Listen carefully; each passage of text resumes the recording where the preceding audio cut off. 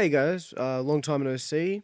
Sorry about the large hiatus I took. I was actually in a car accident and was not able to make it to a computer to record or do anything. So I'm excited to be back, and without further ado, I thought I'd start off with a review of a game I was actually playing in the last few weeks as kind of a time killer while I was not able to really do anything, called The Binding of Isaac Rebirth.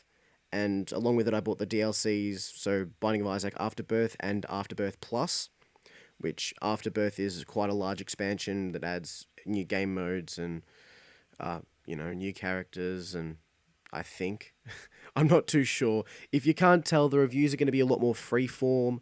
I'd like to keep them more casual, almost like a conversation, just because, I don't know, it seems more sincere and genuine. That, and it's so much fucking easier to edit. But I mean, that's totally not the reason. But so no, the Afterbirth expansion adds items, new game modes, and the Afterbirth Plus adds, I believe, modding, integrated modding capabilities, as well as kind of just uh touches up all of the other things added in Afterbirth. And so after all this time, I was like, oh, let's get out of my hovel and tell you what I think. And I was honestly really, really impressed with the game. I'd played Binding of Isaac back when it was a Flash game ages ago, uh, but apart from that, never really touched it, and I just got my hands on it again, and it was really good. So pretty much the main story is your mum gets, like, hears the voice of God telling her to kill you, Isaac, to which you escape into your basement. And from there, the game consists of you going down level after level, trying to fight, enemies, upgrade your attack, and fight bosses, to eventually get to the end and fight, your mum, which fighting your mum sounds really fun. I do it every day. No, I'm not allowed out in public with mum anymore. Something about a restraining order, fucking whatever. But yeah, no, so that's the main story, main part of the game. Mechanics wise, it's great, really easy, move four directions, shoot four directions. But I think where the game really starts to shine is the plethora of ways in which you can upgrade your attacks. So when you start off as Isaac with other characters, it can be a bit different, but Isaac, the base character, his main attack is tears, which sounds weird. My main defense is tears, so I can kind of get that. Like when someone has a go at me, I cry, and they feel bad because they think I'm petty, which they're right, but you know.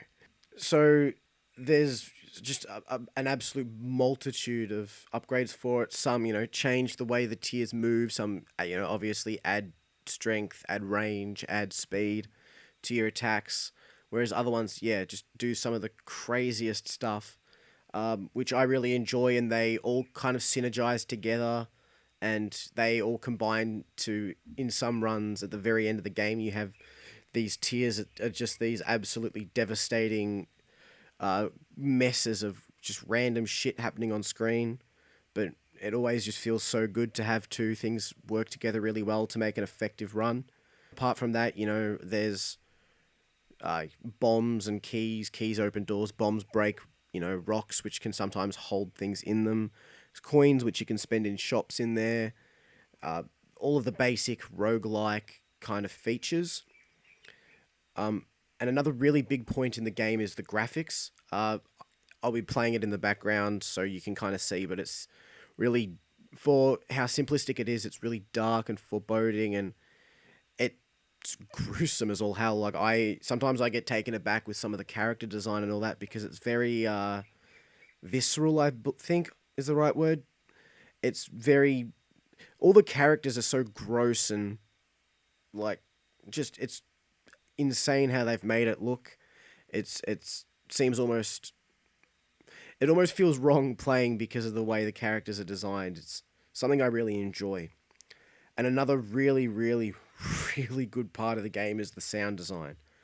Even down to the sounds of your tears, like hitting the ground, or the sound of you getting injured, and the enemies, the growls and the screams of the enemies are all absolutely harrowing. Like, in the right situation, they can send shivers down your spine, because I honestly, the sound design is just beautiful, as well as that the music that's put throughout it is really well. I actually really like it. Um, it's well designed. It's nothing revolutionary. It's not. It's not going to win any awards, but for what it needs to do, it does perfectly. It doesn't try to pump you up too much. It more builds atmosphere for where you are, which I think is perfect for this kind of game, because it's already it's being a bit eerie and foreboding the game. So having the sound complement that is better than trying to give it like a good soundtrack. But no, honestly, I think the game, it's really well made. It's by Edmund McMillan, which is a quite renowned indie game developer. He's known for Super Meat Boy and games like that. And he's outdone himself again. He's made an amazing game, and from the looks of it, I believe it's really popular. I think honestly, there's only one gripe I had, which was the game was. It's not expensive. It's not cheap. I'll quickly look it up, the price. But yeah, whilst it's not super expensive, I think the expansion pack, especially Afterbirth Plus, which was the later one that extended on Afterbirth, I believe that was quite expensive for what it was.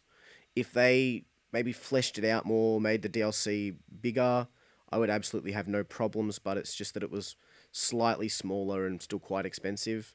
The prices were up on screen, just to show you all how much everything costed, or costs still, I guess. But no, I really enjoyed the game, and there's really not much else to say.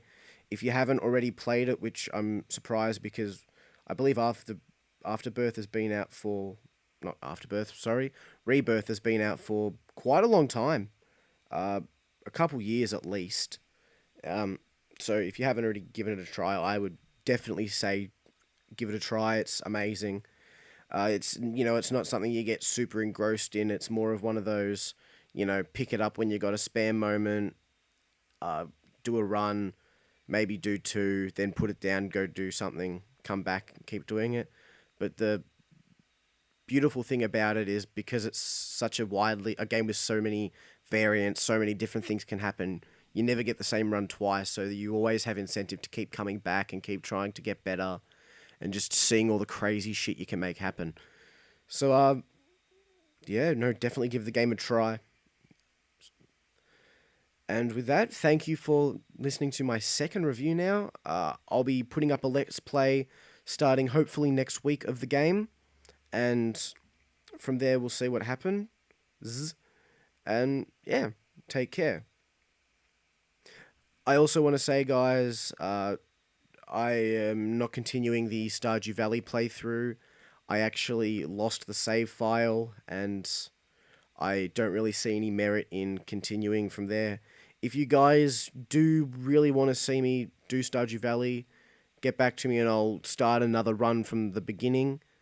But I don't think anyone was really that invested in it. So let me know what you all think, and I will see you next week, hopefully, if I don't die in another car accident. Take care, kids.